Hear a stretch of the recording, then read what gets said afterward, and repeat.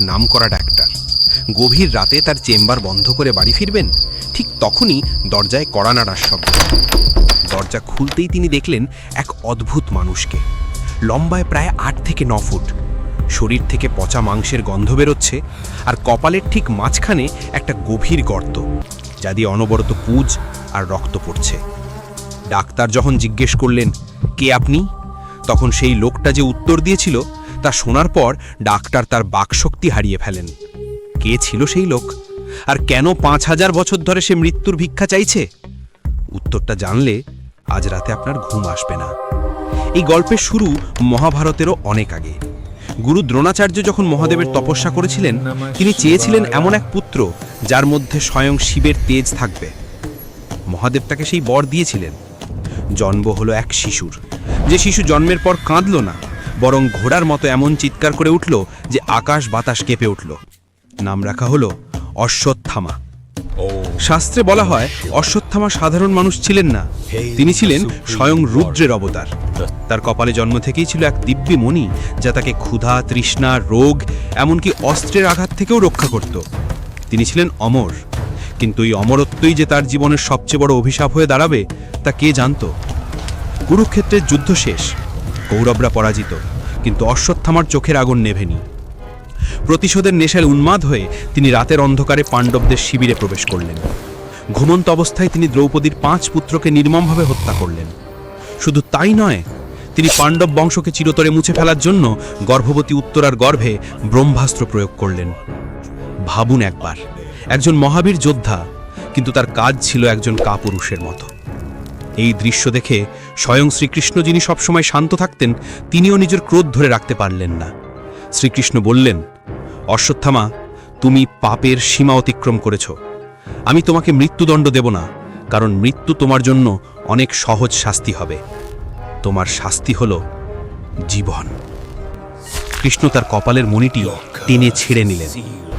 আজ থেকে 3000 বছর তুমি এই মর্তলোকে একাকী ঘুরে বেড়াবে। তোমার শরীর থেকে সর্বদা পচা গন্ধ বেরোবে, যা মানুষকে তোমার থেকে দূরে রাখবে। তুমি মানুষের সঙ্গ চাইবে কিন্তু পাবে না। তোমার কপালের এই ক্ষত কোনোদিন শুকাবে না। তুমি শুধু কষ্ট পাবে, কিন্তু মৃত্যু তোমাকে স্পর্শও করবে না।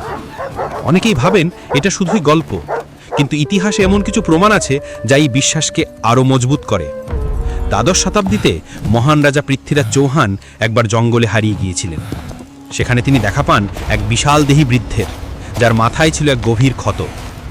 পৃথ্বীরাজ চৌহান, যিনি নিজে একজন আয়ুর্বেদ বিশেষজ্ঞ ছিলেন, তিনি সেই বৃদ্ধের চিকিৎসা শুরু করেন। কিন্তু আশ্চর্য, 1 সপ্তাহ চিকিৎসা করার পরেও সেই ক্ষত এক ফোঁটাও শুকায়নি। অবাক হয়ে পৃথ্বীরাজ যখন জিজ্ঞেস করেন, আপনি কি অশ্বত্থামা? তখন সেই বৃদ্ধ কোনো উত্তর না দিয়ে শুধু একটা রহস্যময় হাসি দিয়ে জঙ্গলের অন্ধকারে মিলিয়ে যান। পৃথ্বীরাজ রাসগ্রন্থে এই ঘটনার উল্লেখ আজও পাওয়া যায়। এবার আসি বর্তমানে। মধ্যপ্রদেশের বুরহানপুর সাতপুরা পাহাড়ের ওপর দাঁড়িয়ে আছে আশিরগড় কেল্লা।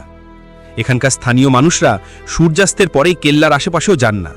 তাদের দাবি, কেল্লার ভেতরে থাকা গুপ্তেশ্বর মহাদেব মন্দিরে আজও অশ্বত্থামা পুজো দিতে আসেন। মন্দিরের দরজায় যতই তালাবন্ধ থাকুক, প্রতিদিন সকালে শিবলিঙ্গের ওপর একটা টাটকা রক্তজবা আর বেলপাতা দেখতে পাওয়া যায়। কে দেখে যায় এগুলো? কোনো মানুষ, নাকি 5000 বছর ধরে বেঁচে থাকা সেই অভিশপ্ত যোদ্ধা? ভিডিওর শুরুতে সেই ডাক্তারের কথা মনে আছে? সেই রাতে ডাক্তার যখন ভয়ে কাঁপতে কাঁপতে মলম লাগানোর চেষ্টা করছিলেন, তখন সেই রোগী ডাক্তারকে বলেছিল, বৃথা চেষ্টা করবেন না ডাক্তারবাবু, যে ক্ষত স্বয়ং নারায়ণ দিয়েছেন তা আপনার ওষুধে সারবে না। পরদিন সকালে খবরের কাগজে বেরোয় সেই ডাক্তার রহস্যজনকভাবে নিখোঁজ হয়ে গেছেন। তার ডায়েরিতে শুধু এই ঘটনাটুকুই লেখা ছিল।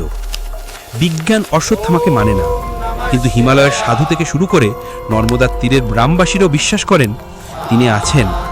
তিনি অপেক্ষা করছেন কল্কি অবতারের, তার মুক্তির জন্য। আপনার কি মনে হয়, অশ্বত্থামা কি সত্যি আমাদের মধ্যেই কোথাও লুকিয়ে আছেন? নিচে কমেন্টে জানান। ভিডিওটি ভালো লাগলে লাইক করুন, আর এমন সব রোমহর্ষক সত্য জানার জন্য সাবস্ক্রাইব করুন।